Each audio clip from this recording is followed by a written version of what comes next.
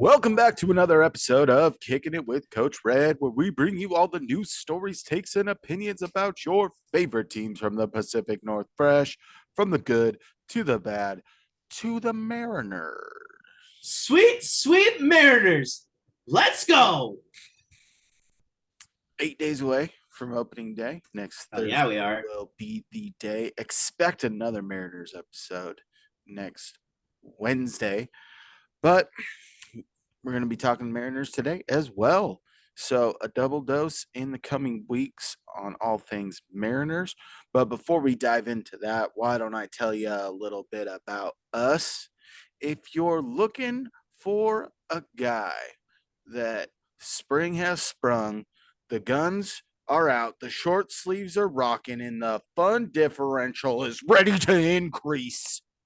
If you're looking for a guy like that, you're looking for a guy like me, your boy, Coach Red. You can find me on X at the real Coach Red, on Instagram at the real _ Coach Red, TikTok at the real Coach Red. Also, find the show over on YouTube. Search Kicking It with Coach Red. Like, subscribe, hit the bell notifications, leave a comment or two. And if you're looking for a guy that has been waiting all winter for this, he's still cozied up in his little beanie and he's about ready to do the Pledge of Allegiance to the flag of the United States of the Mariners. If you're looking for a guy like that, you're looking for a guy like Kane. You can find me over on Twitter at Kane2406, on YouTube at Kane06, TikTok Kane0624. Also follow the show's socials over on Twitter and Instagram at Coach Red Pod. Follow us. Do it. One thing I've said multiple times on here, multiple. I don't get too high or too low from spring training. So we try our best to stay away from talking about a ton about the team during spring training. We're talking more about the guys, the fits, some fun things. But we're getting ever so closer, and some good things have been happening. Read something on X today. Apparently, the Mariners are one of the most that have scored the most runs in spring training this year. Good Yes, to yes, they see, have.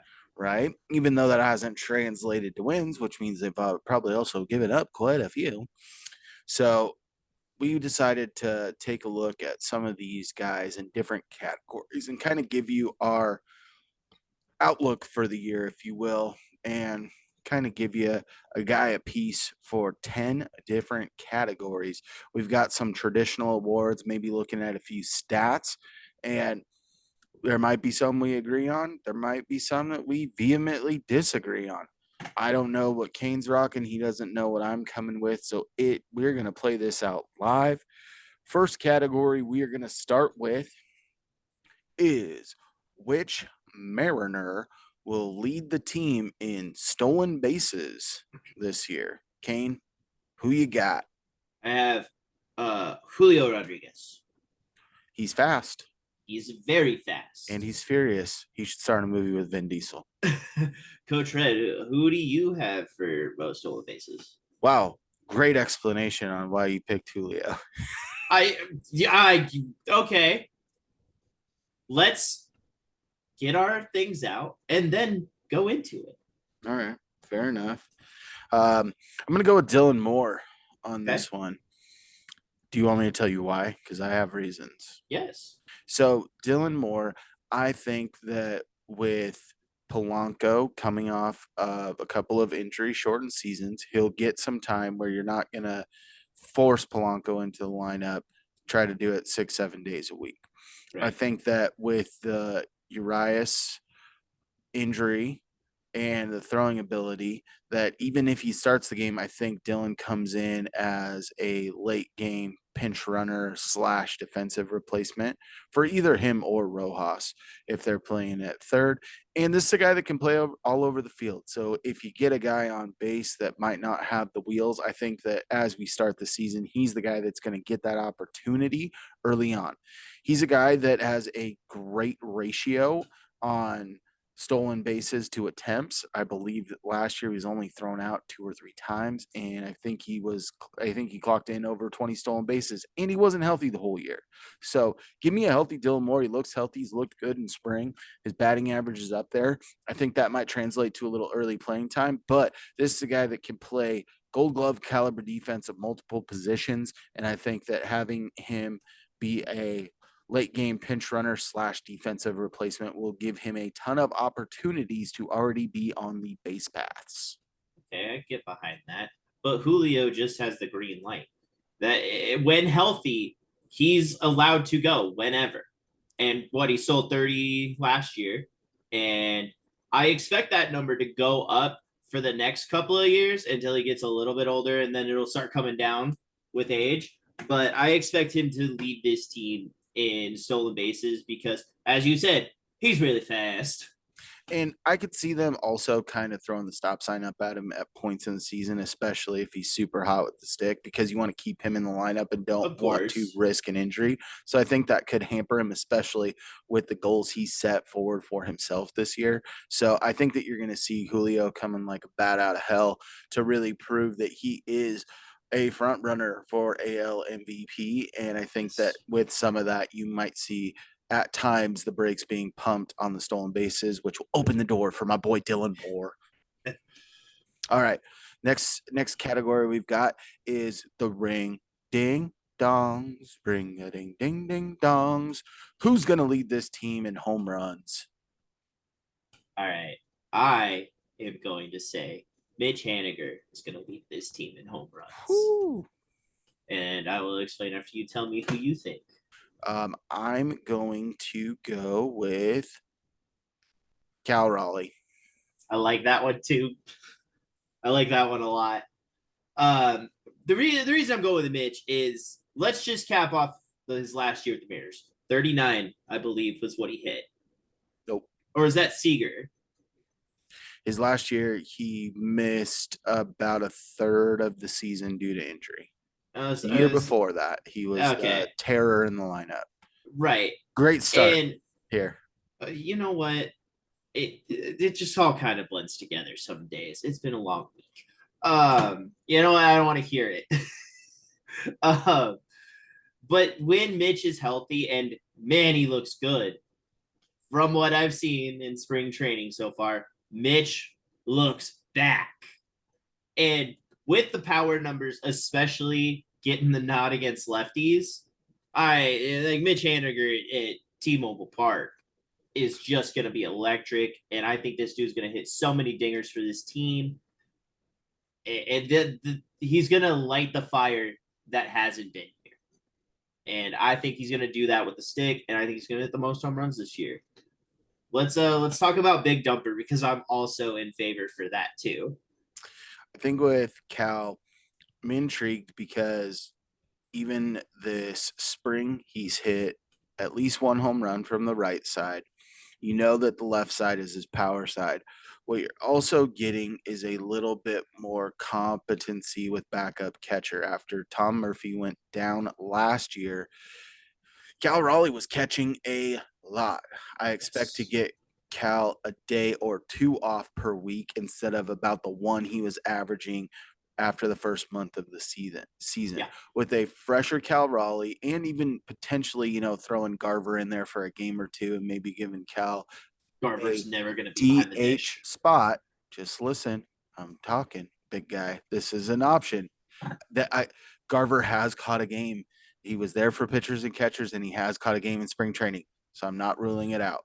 But it's not going to be a common occurrence. But with a more rested Cal Raleigh, you saw at times last year he seemed tired. His batting average was dipping, and his power went in splashes. And you look at his first real year with the big club, he gets optioned down and comes back. It's like, hey, you're not going to play every day, but when you are playing, you got to swing for the fences, and that's what your role is for this team. And you look at the playoff series, the dude was batting four for this lineup.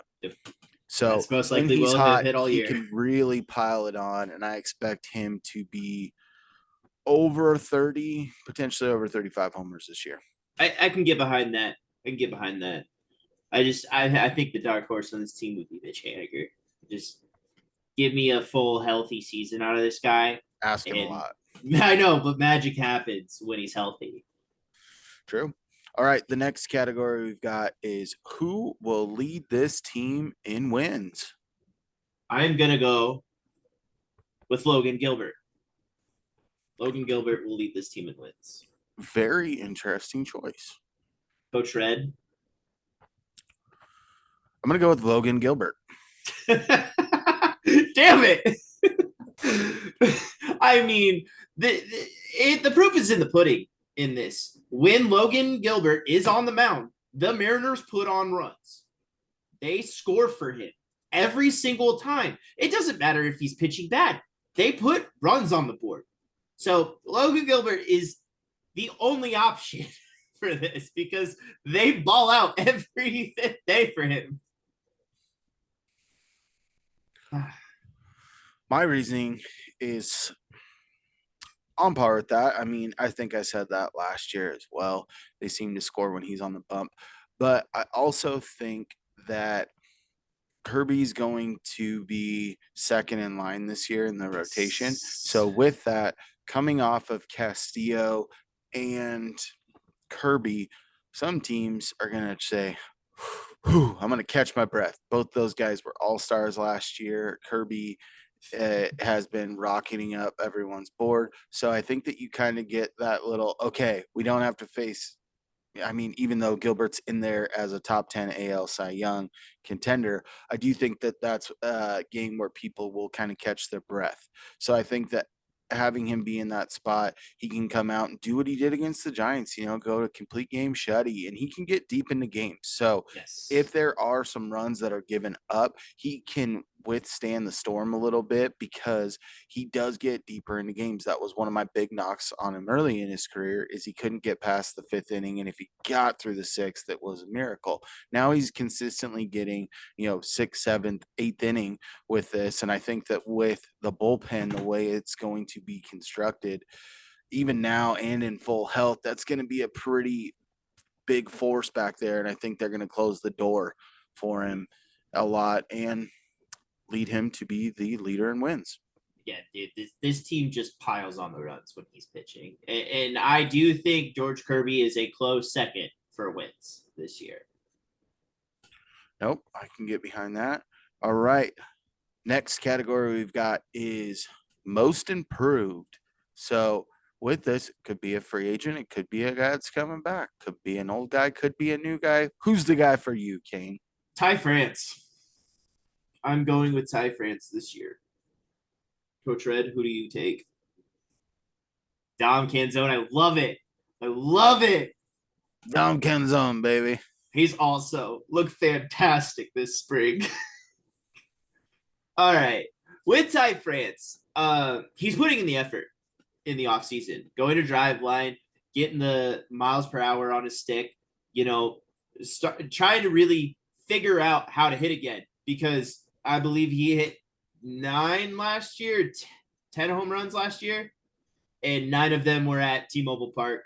So kind of weird on that. But with Ty France, he's very good in the field. I think we can all agree with that. We've never had a problem with this glove. He plays a great first base. The only problem I've ever had is the stick. And with the measures he's taken, I expect him to hit around 270, around there, and maybe 15 to 20 home runs. And that'd just be one hell of a season from Ty France. Coach Red, give me your Dom Canzone take. Dom Canzone's gotten bigger. He's put in the work this offseason, too. He's with the addition of Mitch Haniger and Luke Raleigh, right? When you add those guys in the team, you kind of looked at least I did, Canzone kind of being the early leader to platoon with Mitch Haniger with that lefty righty stick. I think that he could push Rayleigh for a spot, especially because hasn't had a good spring, might get some looks early. And Canzone's been mashing a little bit. And when he first came over in the deal, he kind of started off a little bit hotter than Rojas. Then Rojas was kind of our clutch guy down the Yeah, down down the stretch. rest of the way, and Canzone was, spikes, highs and lows. And I think with Dom, if he can improve his defense, that's going to help a lot because sometimes, yes, he did make a couple of plays where then he throws up the no fly zone to Julio, but it's a little bit of an adventure out there sometime with Dom. And I think if he cleans that up, that's going to get him more play time because when you look at Yeah, this team as it's currently constructed, the defense seems. I mean, I'm not saying that Teoscar Hernandez was great out there, but it seems like total team defense is going to potentially take a little bit of a step back. And Canzone right now is one of the culprits that I think that could be attributed to if he gets major play time. If he can clean that up and keep his stick rocking a 250 plus average and being able to yeah, include some more pop, I think he will get additional play and we're going to see a better form and hopefully not see as many highs and lows from him and see a little bit more consistency this yeah. year. That all right. All right. The next spot we're going, we didn't want to go with most saves because we already kind of know who's penciled in there, and barring injury, it's tough to say. But I want to say, who is your most important reliever in the bullpen? Most important, Matt Brash. I think Matt Brash is your most important piece. He is your setup guy, and he does a damn good job at it. Just look at how many times he set up for Seawald and then continued to set up for Munoz at the end of the year. The dude was lights out. He barely gets touched. And when he does, he puts up a run, but then is shut down the rest of the inning. Matt Brash is one of the most filthy relievers in Major League Baseball, and he put that on show last year. I think he's going to get us out of a lot of hairy situations if you need to bring him in a stressful situation. I think he's your most used reliever. And Matt Brash is just the Brash Panda, dude. Coach Red, who do you have? Sorry, You're I fine. broke the protocol. I'm I mean, sorry. this is what I thought it was going to be until you changed it up before we started. So it's fine. My guy is Taylor Saucedo. I was gonna say Saucedo too. The reason I like Saucedo is versatility. So you look at a game last year down in Houston. Emerson Hancock gets the start, has to leave early due to injury in like the second or third inning. Taylor Saucedo comes in, and I believe he throws 3 that day. He's also a guy that has worked his way into some higher leverage situations. If Spire's a little bit tired, who was your high leverage lefty, Saucedo came in and did some great things for you last year. I think he's a guy that is a good glue piece, being a hometown guy and showing out for the city. And I think that he has a lot of good fan interaction too. And that's nothing to take away from his play on the field, right? In spring training right now, this guy is rocking. I don't think he's given up a run all spring training. Yeah, that's nuts. And I think that with this, you go get the guy like you have in Austin Both, who is a former starter and is kind of your long guy out of the bullpen. But if you've got a lefty heavy lineup that day and your starter goes down early or a lot of runs are tacked on, having that or a lefty heavy lineup is what I meant to say. Um, Saucedo can give you a couple innings, and that's what I like is he can throw high leverage, he can throw no leverage, whether up big, but he can also be that long guy. And I think that versatility gives him a little bit of the edge. He's not going to be your highest impact arm, but he might be your most important reliever by the time this season shakes out. With the talk of relievers, quick, I wonder how they're going to use Ryan Stanek I because think I they're going to really like use that him out of the pickup. bullpen Well, and to pitch. no shit, Sherlock. Thanks, You're welcome. but like it's a guy with good pedigree. You know what I mean? Yeah. So let's see what he do with him. All right, All right. The next thing we've got is who is your gold glove defender for this team? uh, J.P. Crawford is my Gold Glover. Coach Fred, who's your Gold Glover? I also have JP Crawford. I mean, the dude is electric in the field. He can almost get to any ball and make the wildest of throws. He puts on a defensive masterclass. out there at short. And that's one thing that was kind of a question mark when he came over. You were like, you know, he looks a little clunky, but then a couple years, uh, who's the infield coach? Something Perry, right? Perry Hill. Yeah. So after a couple years of working with him, it just looks seamless now. And he's just sweet with the glove, man. So sweet. Coach Red, give me your explanation. The metrics don't seem to like him as much as we do. And I think that he makes all of the plays that you expect him to make. He makes most of the plays that you think that he probably should make. And then he makes more of the plays that you go, I don't think anyone should be able to make that play. He Yeah. makes more than expected.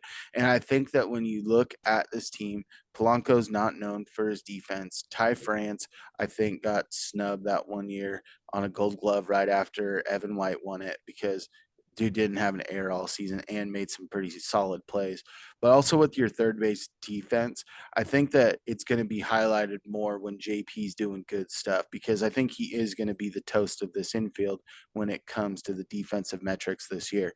Dark horse that I had, not Julio Rodriguez, Cal Raleigh. Dude can straight hose people, and that's a big thing. So I He think doesn't. that he could be a dark horse for the catcher spot. But when we're talking about his team as a whole, I think your most important guy defensively that can be that gold glove type player is JP Crawford for me. I agree. I agree. I like it. All right. The next spot we've got is Silver Slugger, who will end this season with the highest batting average. I am going to go with Mitch Garber. Coach Okay. Red, who are you going with? Put a little Parmesan on that Garv sauce for you. Yeah. Garv sauce. Mitch Garver. Yes. uh I just, dude, he is a complete hitter. And when he's healthy, he shows it, right? Had a great batting average for playing, I think, half the season and then really ramping it up in the postseason last year. The dude can hit up to 295, 25 plus home runs on the year. Give me that all day, every day. I just, Mitch Garver is going to be the guy who strikes out the least as well. And I think that's going to help quite a bit. For me, I just like it when you can have someone in your DH spot that you're not just wishing they hit a home run. Garver Yeah. is more of a complete hitter. Yes, you brought up the injury concerns, but a lot of that's when he was still doing a lot of double dipping at catching. I think that last year was his first full season being able to focus on being a DH and being in that role. I think another off season to get healthy and really dial in on that and having a new home coming off the World Series high. I think that that experience, he's going to potentially feel a little pressure to be one of those guys. He's going to be a middle of the order type of guy. But I think that he doesn't necessarily strike fear in opposing pitchers like some of the other guys on this team do because you look at Julio. I don't think anyone wants to throw to Julio. When Cal's hot, you don't want to put a ball in his area. Polanco's been absolutely mashing the ball. So, like I said before with Logan Gilbert, you could see old Mitch Garver kind of getting a grooved fastball because someone on the bump takes a little bit of a breath. Yeah. I think he's going to Exactly. do a lot of damage this year, and I think that that's going to translate to a high batting average. I agree with that as well. All right. The next spot we've got is team captain. This one it goes to one of two players, right? Yep. I am gonna say the team captain is going to be Julio Rodriguez. Oh, see, I thought you were going to go with the other obvious choice. Who's your other choice? JP. Nice. Those are my two guys. Coach Red, who do you got? Mitch Haniger. You know what? I don't even need to explain mine. Yours is probably the winner. The He's reason the I picked voice of that team. the reason I picked Mitch Haniger is one thing that you lacked on this team last year was that over 30 type of guy besides Robbie Ray, I would say. But in your everyday position players, Tasker Hernandez wasn't a captain of this team. You saw JP take those steps forward. Julio going into year two, you also see those steps forward. But and you've also seen it with Cal. But Mitch Haniger is a guy that this group of guys, especially the core, when you're talking Julio, JP, and Cal, Ty France, that's your core guys that have been here for a while, right? They all look up to Mitch Haniger. There was a point in time where Mitch Haniger was the most feared guy. And even when you looked at this team, going to get the likes of Carlos Santana was the key piece of that playoff run, right? Yes. And with that, with that veteran status, this is a guy where, yes, JP has taken that step forward, and there are a lot of guys that are looking at him and Cal. But Mitch Haniger's been there, done that, and has been the leader of this team. Him coming back, I think, is something that you are going to see translate to wins, because getting out of slumps last year, when you look at this team as a whole, there wasn't that guy that was really breaking it loose, except when Julio got hot, everyone played a little bit looser. I think with especially when you looked at the dynamics with Kelnick in the outfield and how he could get down, and you saw the frustrations with Teoscar. Mitch is, live and let live out there. It's Yeah. good times when he's out on the field. It doesn't matter if he's 0 for 3. You do not see the frustration to the level that you saw with Teoscar and with Kelnick. And I think that having him next to Julio day in, day out, having him in that locker room again will do wonders for this team. And not always the vocal guy is the guy that's getting it. I think Mitch Haniger's putting in the work. You saw it so far in spring training. He's a guy that these guys respect. Go ahead and give me Mitch Haniger as the captain of And, this team. and not to mention the players tribute that he I did. know I talk about that a lot, so I was kind of leaving Oh my that god. aside. I'm changing mine. It's no longer Julio's Mitch Haniger. You swayed me. You swayed me with Mitch. You got me on the first word.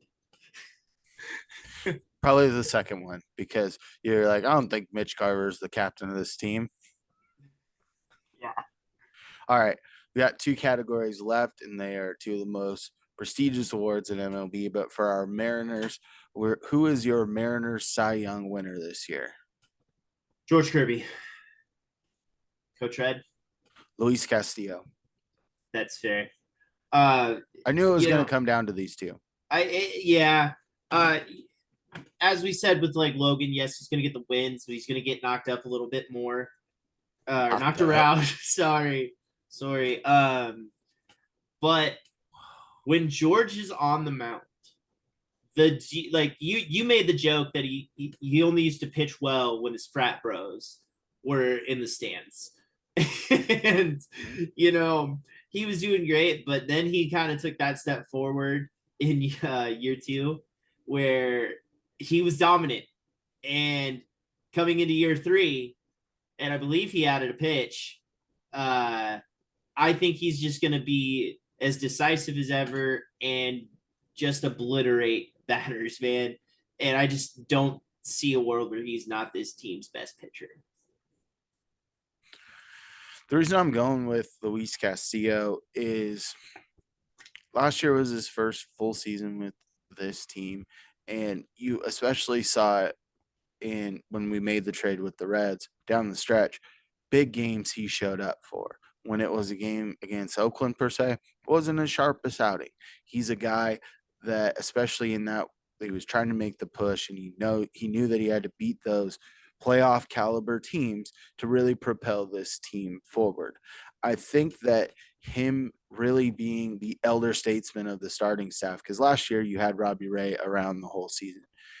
This is a guy that will take it. I'm not saying he didn't take it seriously, but this is a guy that knows that he's the guy on this staff that's been there and done that for many years. He's a guy that still produces at a very high level. He's a guy that gets very deep into games.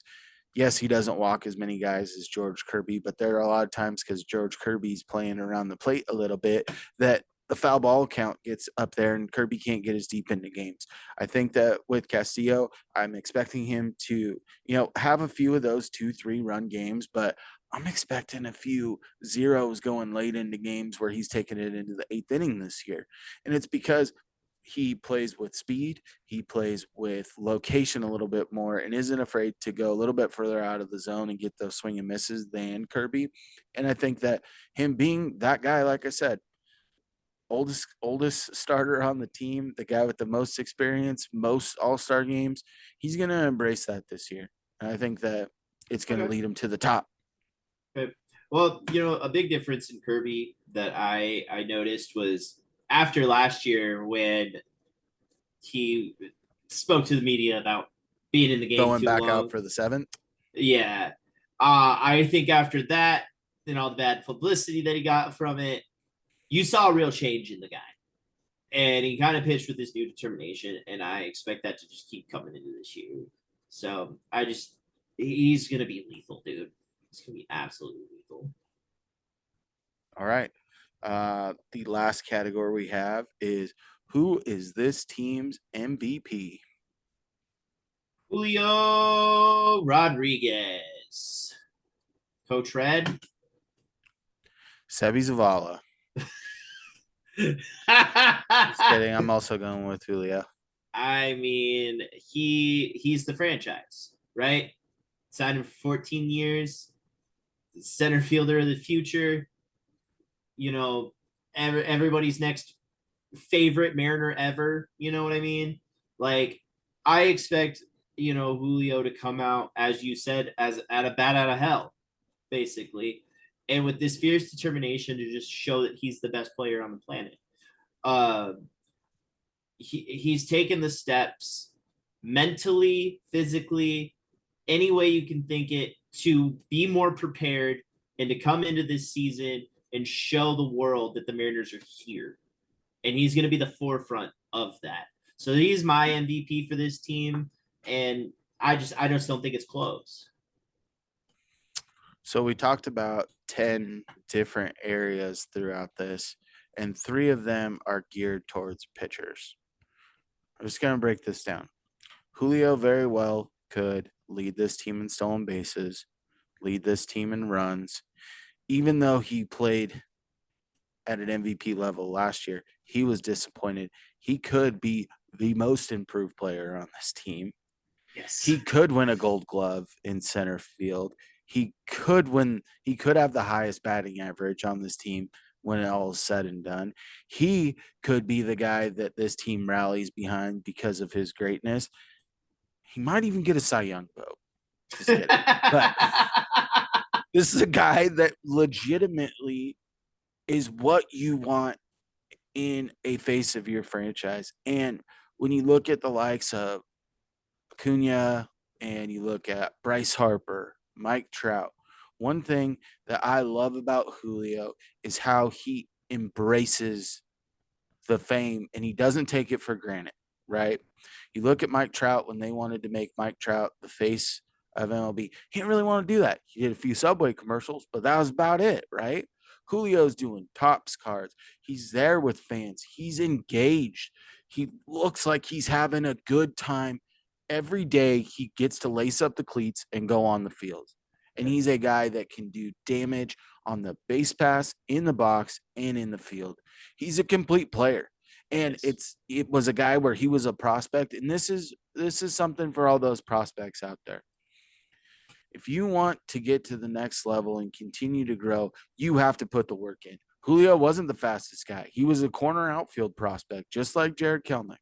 His defense was suspect. This guy makes gold glove caliber plays, and he upped his speed so much that no one could believe it, right? He's put in the work. He's going to continue to put in the work. And I don't think he's going to stop until he's the MVP. And I think he's going to want more and more and more.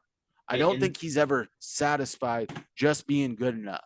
I think and that the, the only time you're ever going to see Julio take his foot off the gas pedal is when he's won his 7th consecutive World Series MVP because he's that goddamn good.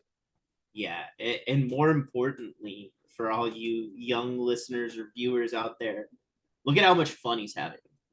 Right? We need to make baseball fun again, and Julio makes it a great time. You see, it goes back to his first All Star game, right? And he's just all smiles and just couldn't believe he was there. what he did at the home run derby too, and his home ballpark was so fun. Absolutely bananas.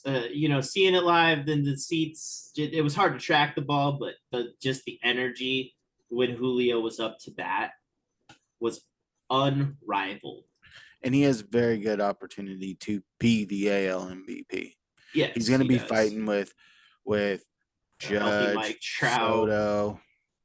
Mike Trout doesn't stay healthy enough for me to be in Right, that but conversation right now. even in an unhealthy year, he gets MVP votes because he still hits over 30 home runs and still bats 285. And he's still named Mike Trout.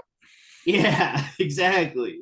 So But Julio with a lot of O's, that's a name that a lot of baseball seeing and a lot of fans of other teams know about Julio Rodriguez and kind of what he's building. And he's a budding superstar, and I expect that to continue to rise this year.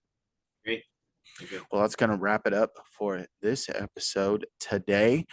And we'll be talking about these Mariners again. And, Monday, it's a mystery for you guys. Might not be for us, but it is for you. And if you want to try and solve that mystery, maybe we'll drop some clues on social media. The only way you're going to find those clues is if you give us a follow.